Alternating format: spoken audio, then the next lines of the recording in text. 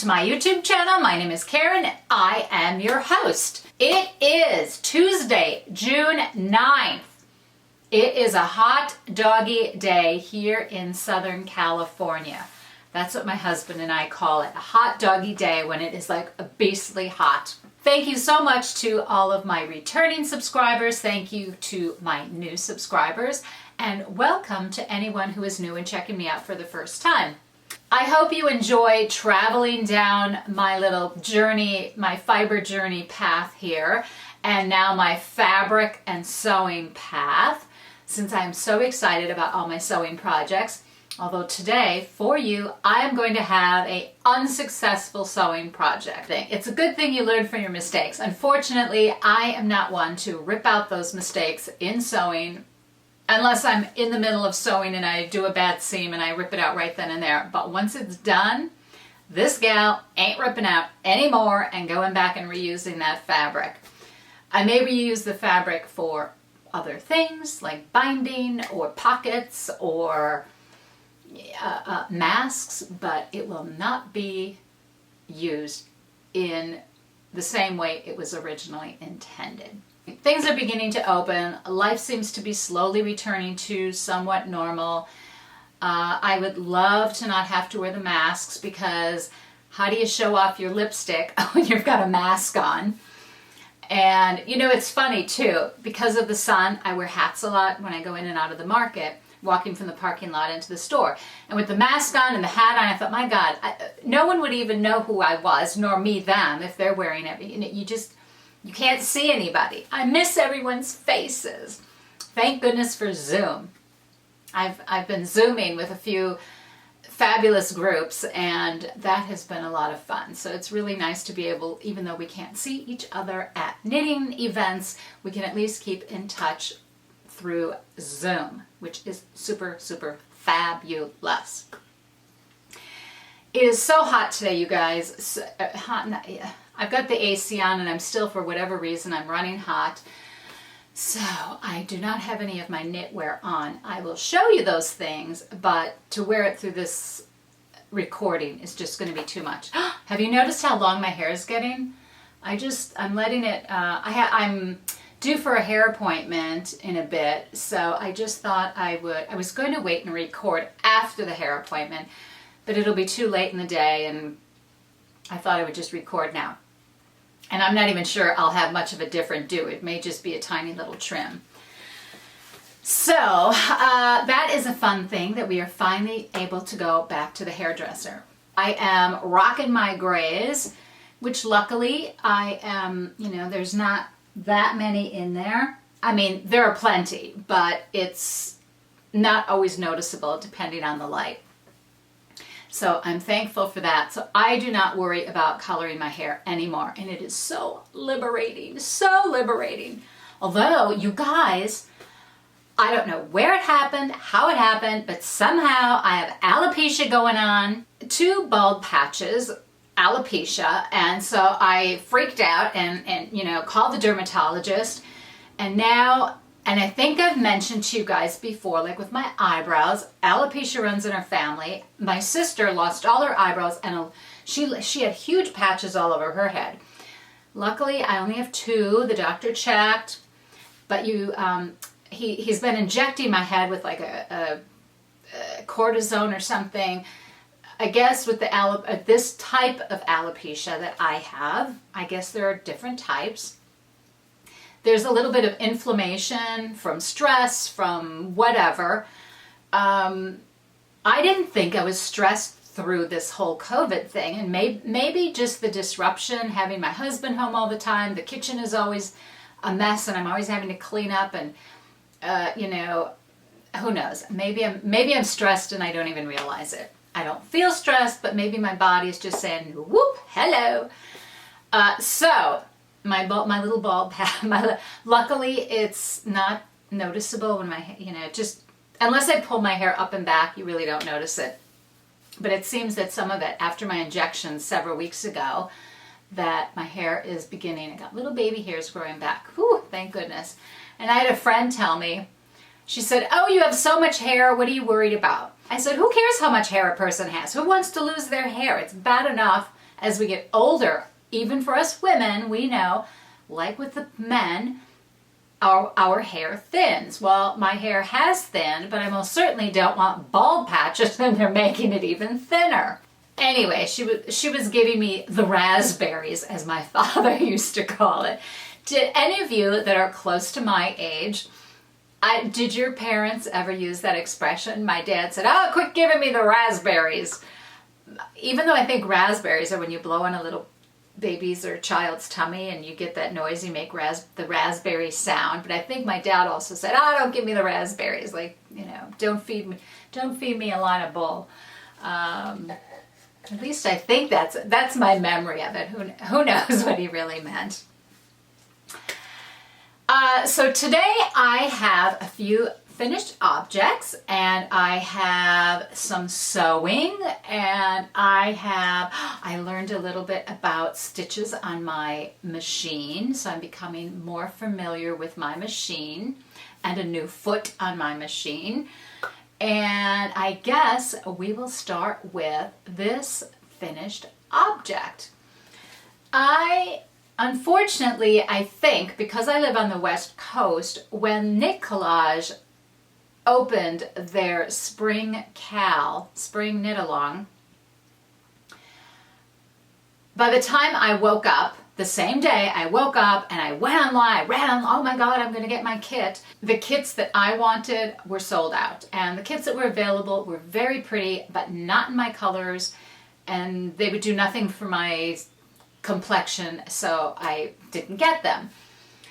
So I hunted and hunted and hunted around, thinking, oh my God, can I get some of the yarn elsewhere? And I was able to, thank you to Dinah at the knitting place. So I was able to get some Knit Collage yarn. I couldn't get any Spun Cloud in the colors that I wanted, so that was a bummer.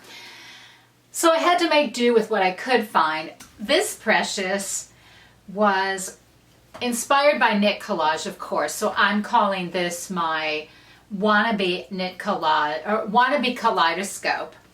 And I bought this yarn, which is these beautiful blues, teals, the green. I bought this when I went to visit my family last summer, and one of the dyers at a yarn shop I had visited had this yarn. And it was so beautiful, a huge skein of this I think it's silk fabric, and I really wanted to use it in a Knit Collage project. And since I couldn't get the colors I wanted from the kits because they were sold out, unfortunately, well, boo-hoo for me, I decided I would take matters into my own hands, and I bought some Knit Collage, not in the Spun Cloud. I got some other of the bases, and they have very big nubbies in them. So this is very, very texturized. And Spun Cloud, I think, is really, it doesn't have all the like slubby extra, what would you call them? The slubby, sections in the yarn. So I used, thanks to Dinah at the knitting place in Port Washington, Long Island, New York, I was able to get some Knit Collage, and then I found some other super bulky yarn at Jimmy Bean's, or where, I think Jimmy Bean's, and Malabrigo, or whoever I bought, and I just pieced together colors. I ordered a few colors and then decided what I wanted to use with this. There was an Etsy seller who also makes this type of silk fabric yarn. I'm going to call it yarn, okay, just because we're knitting it in, but it's fabric. And so I found a few colors that I thought might work into this project. So I pieced everything together. I didn't really have any big rhyme or reason. I used a pattern I found on Ravelry, a free pattern. I will try to remember to link it below. It was my jumping off point, just so that I had an idea of how many stitches I should cast on. I wanted a raglan sleeve. I did not want a yoke. Sometimes yoke sweaters don't hang right on me, so I decided I would do a raglan. So the pattern I used for this was just a jumping off point. Otherwise, I didn't follow the pattern. And I looked at a lot of the pictures on the Kaleidoscope projects page, and one individual, I forget who the person was, and I apologize, they said that when they were doing their color changes, instead of always changing at the same place, which usually right the end of the round, the next beginning of round stitch, you switch colors. Instead of doing that, she, I believe it was a she, switched wherever she felt like switching. And so that's what I did. I thought, oh, that's a great idea because I'm using so many different colors, you know, and I think the color changes occurred, right? I think the beginning and end of round would have been about here. Well, I don't want a straight line down the center, right? You don't want to have that line every time you have a color change. So I thought, oh, if I switch like that woman did, if I switch frequently, yes, you have a ton of ends to weave in, although I guess you would anyway. But you won't have that line, you know, or that jog. So sometimes I would use a yarn. If I only had enough to make 1.5 rounds, I did 1.5 rounds and then switched colors. Or the, you know, the fabric yarn. So that's how I handled that. So I was really grateful. I thought that was a super great idea.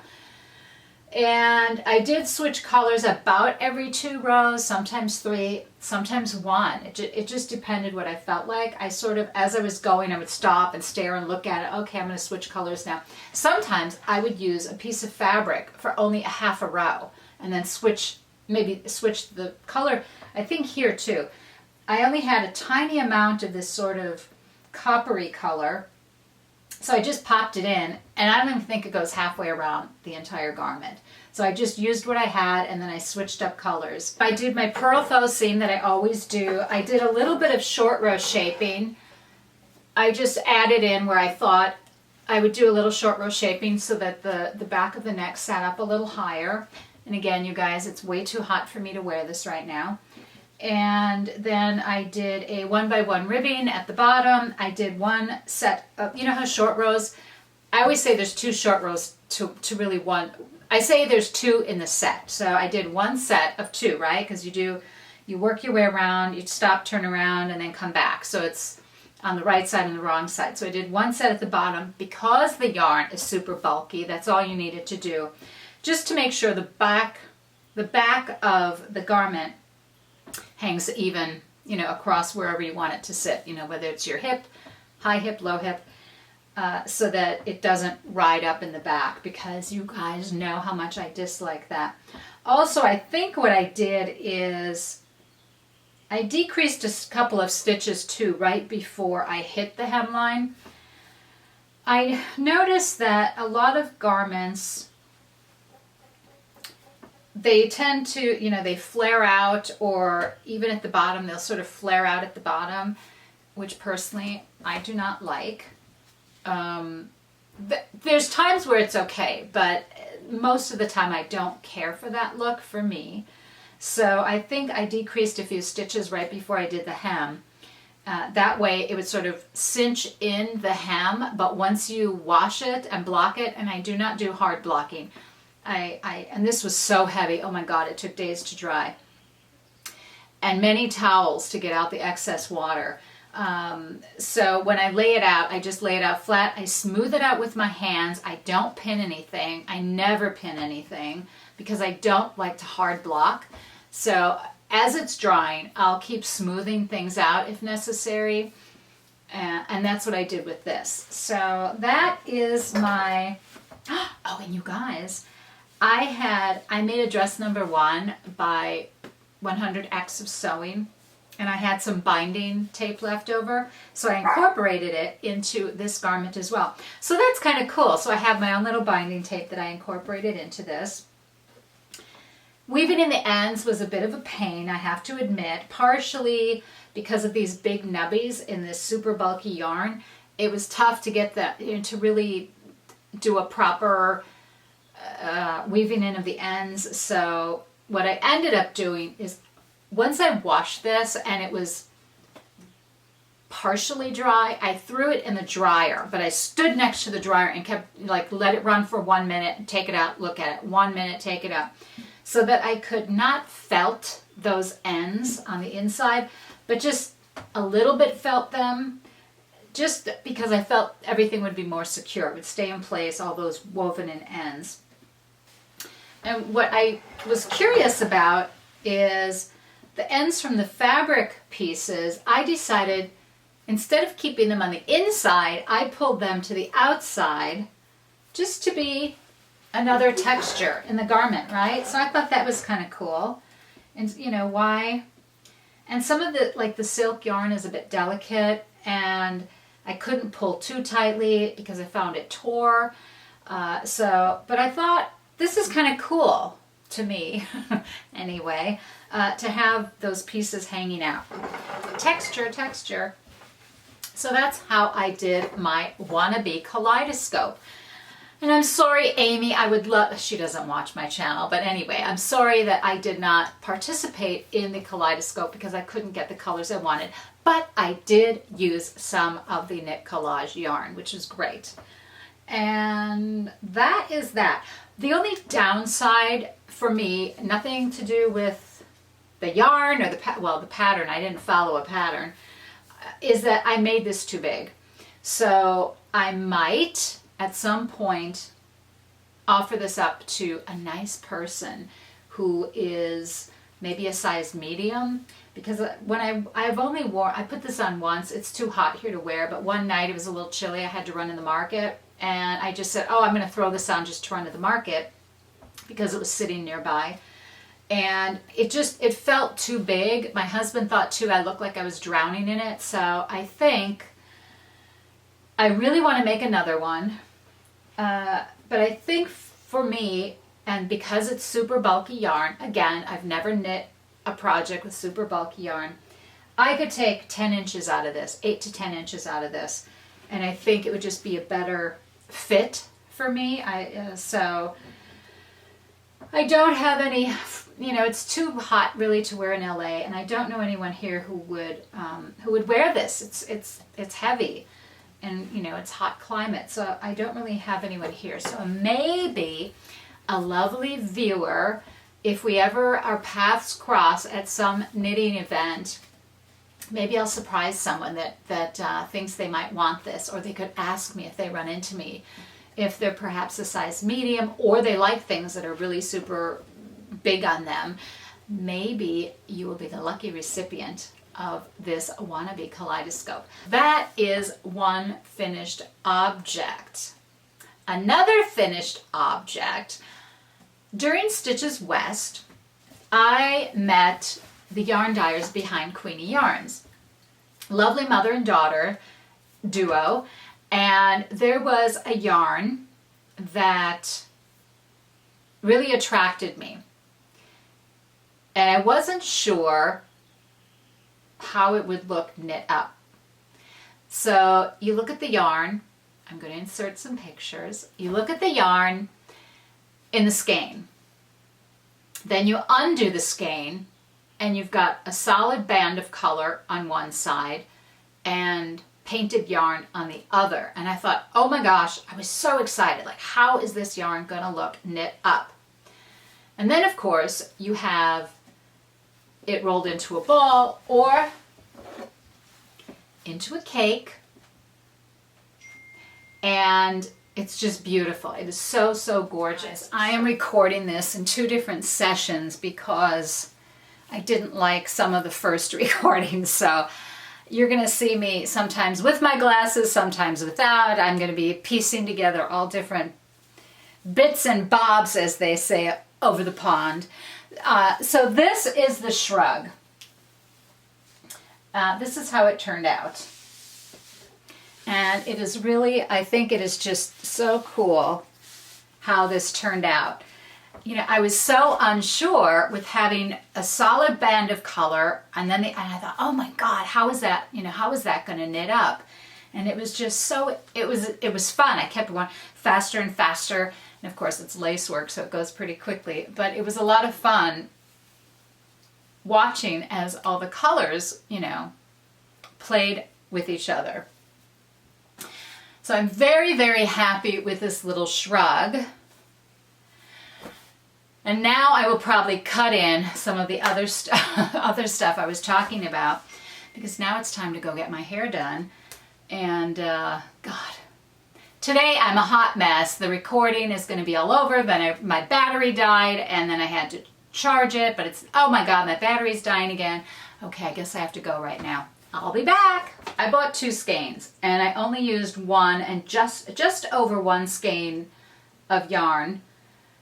Oh, this colorway is called Incognito, and this is on my lovely, let me show you, Claudia from Crochet Luna. I don't know if she still has them in her Etsy shop.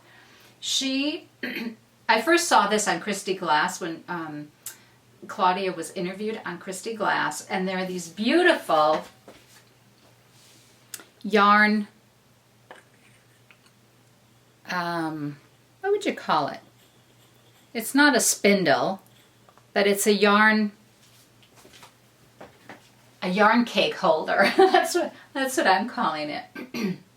So I loved it, and I messaged Claudia and said, oh my God, are you going to be selling any of those? I would love to have one. And she said, as a matter of fact, I do have several.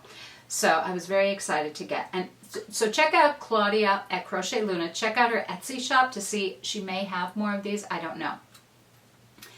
So that is what this cake looks like. The shrug is called the Matrimonio Bolero. I will insert a picture. It is a free pattern on Ravelry, and it is originally in the Polish language. Someone translated it.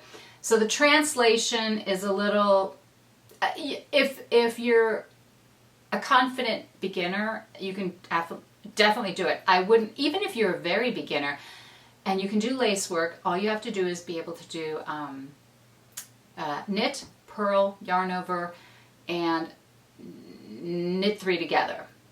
Although I changed in this version, instead of doing knit 3 together, I wanted a central double decrease. So I did slip 2, knit 1, pass those 2 over the knitted stitch, and I did that instead for this version. On the version I showed you last week, which I have finally finished now because I did all my crochet, my yarn arrived, I did my crochet edging. So let me show you this version. Contrary to what the pattern calls for, I changed needle sizes. So I cast on, like with this version, I used a number 4, US number 4. I cast on, I knit 3 rows of garter. Okay, so 3 rows, just knit, knit, knit for 3 rows. And I do that because I like the look. If you do 3 rows, which would really be your wrong side row, I like how the edging looks better when that when the wrong side row actually becomes your right side row. I like the way the bottom of that garter stitch looks better than when you cast on. And if I knit a row, if I knit 2 rows for a garter stitch sort of border, I don't like the front of that right side row as well. So I always make the 3rd row, which would technically be your wrong side row. I make that my right side row, and then I start my lace, then I start my patterning. So I start with a smaller gauge needle. So I had 3 lace weight yarns held together, and when you work lace, the great thing, you can really crank up your needle size and go fast. And this does, I think if I worked on this religiously throughout, I could probably knit this up in like 2 or 3 days. As it is, I think it took me 2 weeks. And again, working several hours a day. So I start with a number 4, and then I jumped up to a number 7 once I started the lacework pattern, and then I used the 7 for most of what becomes the sleeve. Then the last repeat of the lace pattern, I went up to a size 8. That was just, so that would be the portion just before you separate for what becomes the neckline and the body of the shrug. Then once I got to that portion, and what happens is you're casting on stitches, and the pattern actually has you casting on the same number of stitches for what becomes the neck portion of the shrug and the back bottom portion of the shrug, because their shrug is just, you know, sort of symmetric all the way around, right? It's that thin panel in the back and then your sleeves. As I mentioned, I want it longer in the back. So when it came time to cast on for those extra stitches, for the neck portion, I cast on, I think it's in multiples of 8, so I did 16 stitches cast on for the neck portion, but I did 32 stitches cast on, and use whichever cast on. I did, I think, the knitted cast on, so I did 32 stitches for the bottom part so that it hangs much longer. And I may have worked, I would have to look exactly at my notes, but then I work a couple rows in number 8, and then I switch to number 9. So like every repeat, I was increasing the needle size, and that way, instead of keep casting on stitches, especially when you're working in a pattern, I just kept increasing the needle size, and that gives you, you know, where the garment then will hang much longer towards the center of the back, right? So it keeps getting wider the further you go, that you work down. The pattern calls to knit this all in one go. So you're knitting from, you know, one cuff all the way across to the other cuff. I have done that in the past, and I wanted I like mirror images, so I want my sleeves to look exactly the same. So I decided you can either Kitchener stitch or do 3 needle bind off. In the previous version of this, I did a Kitchener stitch, and it was okay, but I prefer the 3 needle bind off, so I did that instead. And it actually, the 3 needle bind off, because I've also tried it where you just mattress stitch the two together, and the seam is a little thicker. So when I did the 3 needle bind off in here, you will see that the 3 needle bind off, you don't see a big seam, right? It's just a very fine seam. That I cast on fewer stitches for the neck portion of the garment versus the back, as you can see, right? So here's the sleeve, and you can see how much shorter that neck version is from the bottom, right? From the bottom. So you can see that I cast on far more stitches there. Now, the only challenge, and it's not really a challenge, if you have no problem doing mattress stitch, once you're mattress stitching together your seams for your sleeve, when it comes to the portion where you do the cast on, that too needs to meet together, and it needs to meet together evenly, right? So when you mattress stitch, depending upon how many extra stitches you cast on the one edge versus the other, you may have to pick up 2-to-1 ratio. So instead of, you know, one side you'll just do 1 stitch pickup, and the other side you're going to have to do 2 or 3 stitch pickup. So you have to play with that a little, but it's super easy, and it's not that, you know, it's not that much mattress stitching, so I don't think you'll find it a problem. And also, if you want to do this pattern, remember that if you choose to work it 2 pieces and seam them in the middle, remember that when you do your second piece, when you're casting on those extra stitches, remember you have to do them in reverse. So if you do the first piece, and like in this case, I cast on 16 stitches, then worked across my knitted fabric, and then I had to cast on 32 stitches on the other side. Well, remember, when you do the second piece, if you're going to seam them together, once you have to get to that cast on row, you're going to have to do 32 stitches cast on at the beginning, and then on the other end you'll do 16, right? So that when you stitch it together, that both the shorter side and the longer side match up. Just as a reminder, you know, so sometimes those little details, you're kind of going along and you go, oh yeah, I'm following my notes, and so I'm going to cast on, and you go, wait a second, I've got to reverse that because this is, you know, the other side of the garment. Here is the completed version of this. I hope you can see that. I'm standing on tiptoe. I'll insert a few quick photos of the long line cardigan. I don't want to go over it again. I've talked about it a lot before. It is a great pattern by Rowan. It's in the Mode Rowan collection. I think it's called the Spring Collection booklet. And little Boson, he's hungry for lunch. I'm going to have to pause and feed my doggies. But I'll insert a couple pictures here of the finished long line cardigan, or maybe a little bit of video, so that you can see that. And that was a real pleasure to knit. Super easy pattern, great yarn, the Rowan Creative Linen yarn. And so take a look at that, okay? And then we are going to talk about works in progress.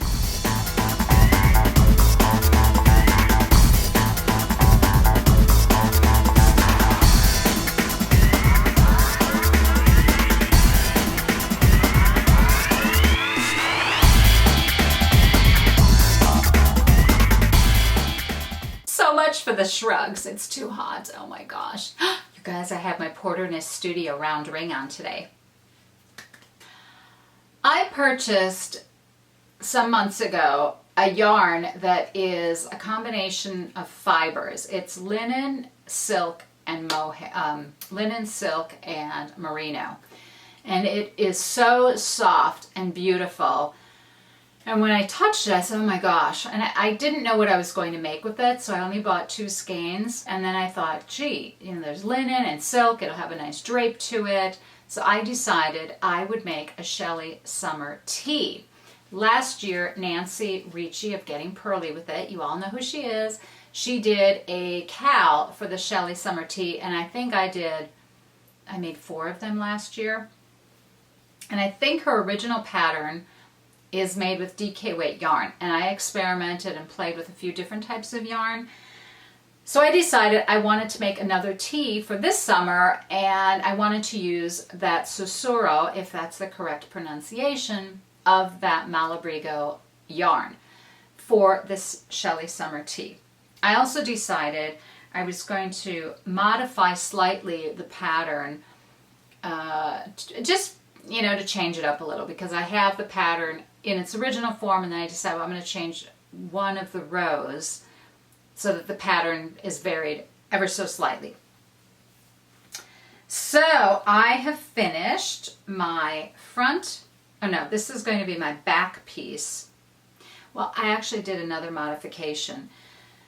A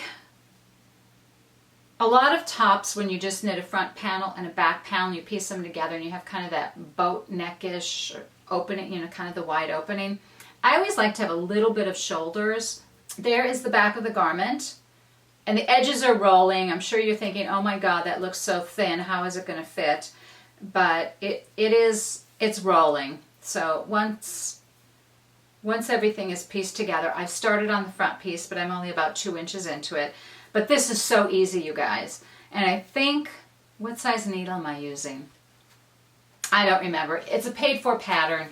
And so go check it out. And go to the projects page. There are tons and tons of samples of versions that people have done. And it's such a simple, easy, summery, fabulous pattern. And what I really love is how the hem, and this, just like the sleeve of the shrug, I did 3 rows of knit. So garter stitch for 3 rows, so that my wrong side row became my right side row. So on the 4th row, what would be the 4th row, or the wrong side row, became my right side row. And that is where I started the actual pattern. I will probably, once done, I will do my slip stitch crochet around my edgings, because those of you that have been with me for a while know that I always like to finish my garment hems with a slip stitch crochet, just to make everything, just fine tune it. I really like that. So that is a work in progress. And I'm really trying to be monogamous, because oh, funny thing, if you're monogamous, you finish your garments faster. Of course you do. And I'm dying. There are so many projects I want to cast on. And I said, no. This one, it's an easy tee. I really want to wear it soon. it's for summer, so I need to cast on right away so I can finish it. I mean, keep working on it exclusively so that I can finish it. So hopefully by the end of this week I will have finished, because I've got a lot going on this week. So hopefully by the week's end I will have this totally completed, my ends woven in, my everything seamed and ready to go, and then I can wear this very soon. You guys, OMG, I am having so much fun sewing. My sewing machine has, I don't know, like 200 or 300 stitches that I thought, what am I going to do with these stitches? Like they're on the machine. I've got this beautiful digital machine. What am I going to do with these stitches? And I recently, a month or two ago, Chevy Rell crocheted for herself a pin for her enamel pins, a banner for displaying them. I thought, oh wow, what a great idea! I'm going to do that too. I'm going to be a copycat. And then I started thinking, oh, you know, maybe I'll do a fabric one. Maybe I'll make it more like a quilt. I have fabric. I've got some fat quarters. Maybe I'll just do it that way. But then I thought, oh, why spend the time quilting? Because you won't see it if I have a lot of pins on it. What's the point in that? What I did is I took fabric and I played with all these crazy stitches I have. I used a lot of just hot pink or fuchsia thread and a white fabric, plain white fabric. Well, it has a little bit of a detail on it.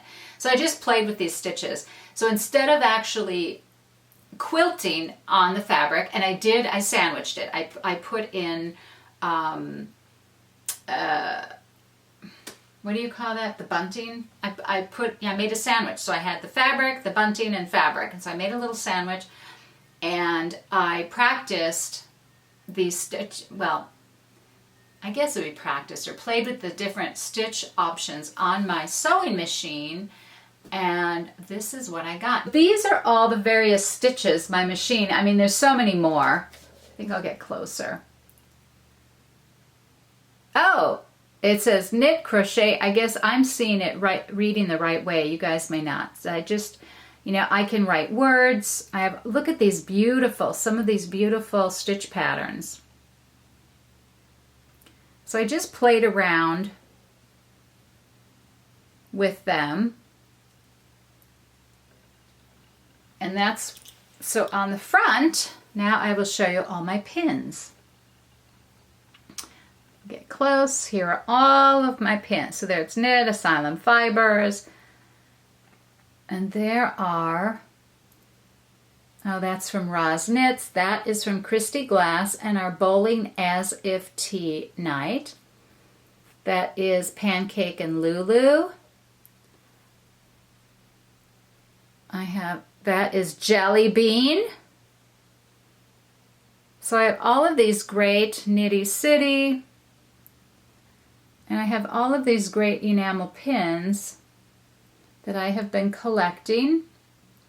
There's our Rhinebeck from the Cocktail Hours at the Coop Gals. Crochet Luna. Oh gosh.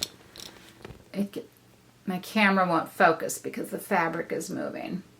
So those are all of my groovy laser yarns. These are all of my little alpaca. So that is how, let me step back so you can see it full. That is how I decided to make my banner. Speaking of quilting, there is a New to Me podcast, sort of new. I've been like power watching through all their videos. The Erin and Chip of the Fiber Hustle. They're so cute. Chip likes to sew. Erin likes to knit and crochet. And I'm going to copy you guys. And you like to watch, is what they say for their opening. It's the cutest thing. And so Chip does a lot of quilting. And so that has inspired me to think, okay, aside from my sewing garments, I would love to do, like there's a jelly roll rug you can do. Oh my God. Not being a sewist or new sort of back to it, Who knew? And there's so many beautiful things you can make.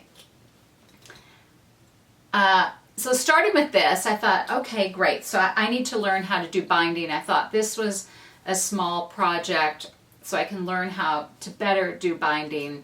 But my corners, my mitered corners, I really need to work on that, because that is, I mean, for this, I don't care so much, right? It's for me. But if I do quilts, they may be gifts, so I really want to make sure that I really perfect those mitered corner techniques. Anyway, you guys, that might be a great idea for you to display your pins. Okay, here is the new look pattern. What is it? 6483. I made this version here. I thought it would be the easiest to make. You know, there are darts and there was facing, so I thought, okay, I'll learn to put facing in. And I have been watching several YouTube videos on how to sew facing into a garment.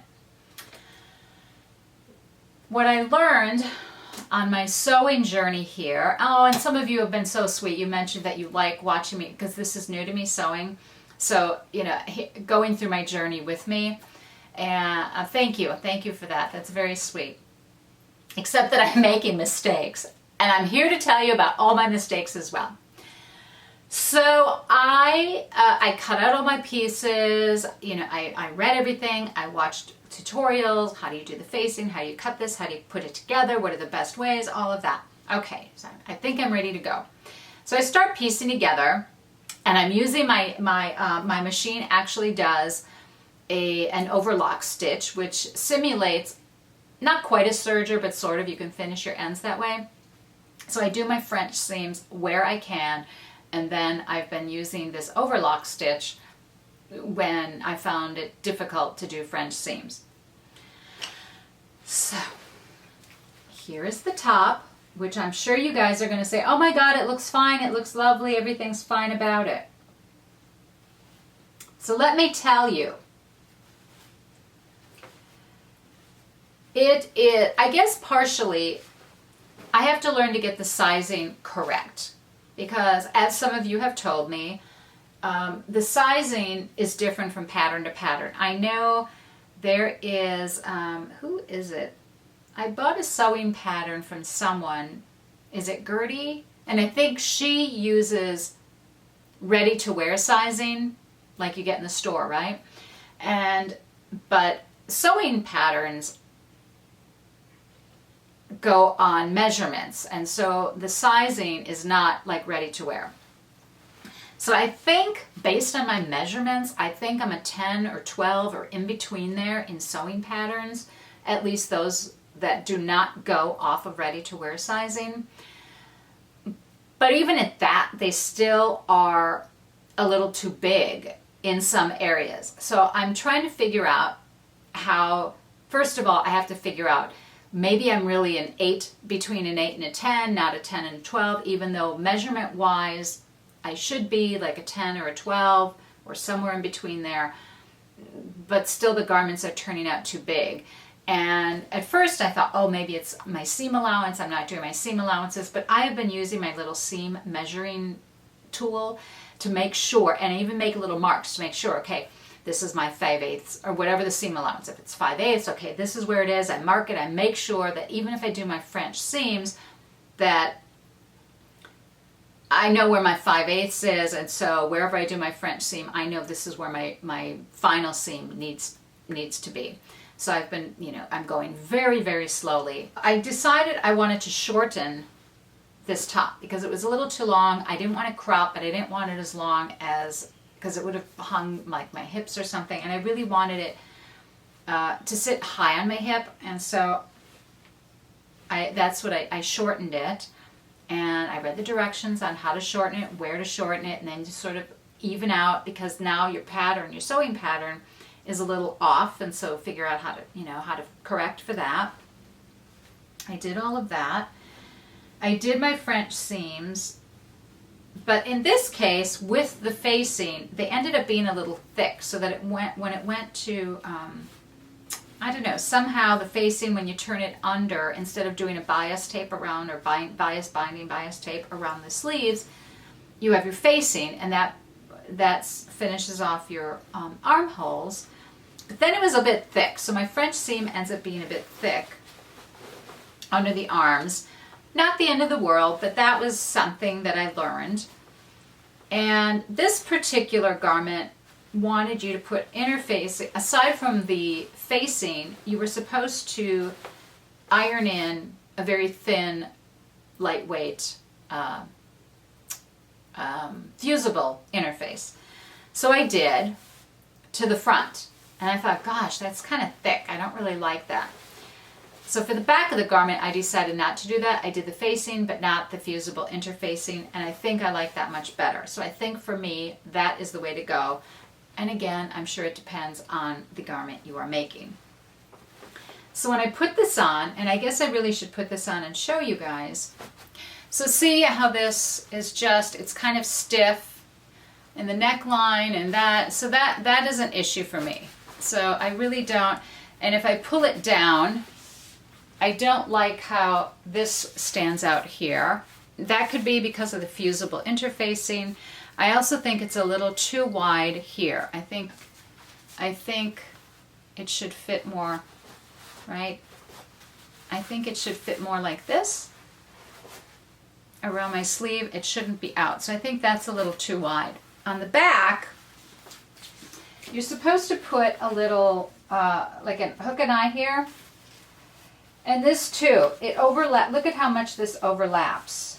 So I don't know what went wrong there. I did exactly as I was told for the back seam. Because the back, the front is one piece and then the back is two pieces.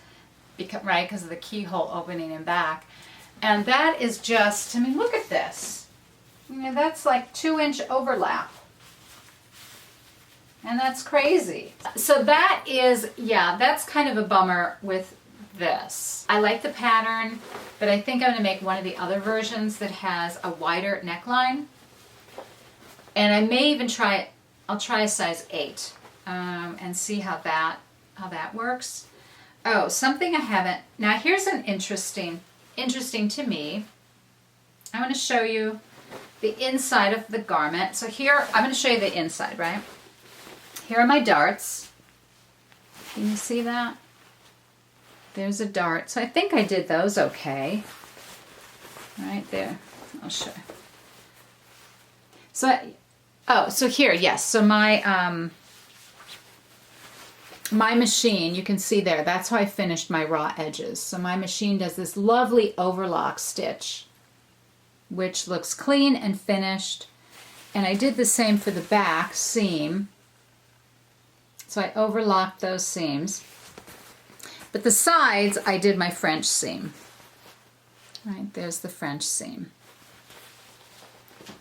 Now, the facing, I guess this is true in all, right? You have your face, how can I show this? Right, you have your facings for the back and the front. And at some point, because you need to pull the garment through, but at some point I need to sew these together. But since this garment doesn't fit me properly, there's no need to. But I guess at some point, I would, you know, once I perfect my technique, I will need to sew those pieces together. I have a question for you sewists. Is it necessary to put in facing? I understand at some level why the facing is done, because then you don't have to put in bias tape around the neckline and arms. So I like that because it looks pretty and it's very clean, although I have no problem using bias tape. But I'm wondering if you have, I guess if a fabric was very thin and perhaps see-through, you might want facing to give it a little structure. But if you're using a cotton, and this is cotton, 100%. It's not lawn, it's cotton, but it's a thin, lightweight cotton. It's not as heavy as quilting cotton. So it is a lightweight cotton, but I think I actually could have done without the facing, and I think the garment would have been fine. So those of you who know, maybe you can explain to me or comment below, is it necessary to do the facing? Can I do without it if I'm using a fabric that is structured enough, heavy enough, to hold the shape of a garment? That would be really great if you guys would let me know. So that was my mishap with this particular garment. And while I was making it, my husband said, oh my God, I love that color. I love that color. Can you please make me a shirt like that? And I thought, my God, I can't even make a sleeveless top. I said, buddy, it's going to be a long time before I sew you any semi-dress. I guess because to me this would be kind of a dress shirt. You know, you'd need long sleeves and you need a placket, and I thought, oh well, that's not going to happen anytime soon because I am not skilled enough to get there. That is my sewing adventure. I am, so that's kind of unfortunate because I love this fabric, and I thought I had enough to redo this, and I don't. And I suppose I could technically just just rip out all the seams in this garment and redo it. I don't roll that way. To me, I would rather, that's just, to undo it, it's just too much for me. It's a lot of work, and I'd rather just cut my losses and run. That just about does it for me today. Not just about, that does it for me today. I wish you all a fabulous week, fabulous weekend. Happy making, be it sewing, crochet, knitting, spinning, weaving, whatever your craft is. Enjoy, and I will see you guys when I see you. Bye. Thanks for watching. Bye-bye.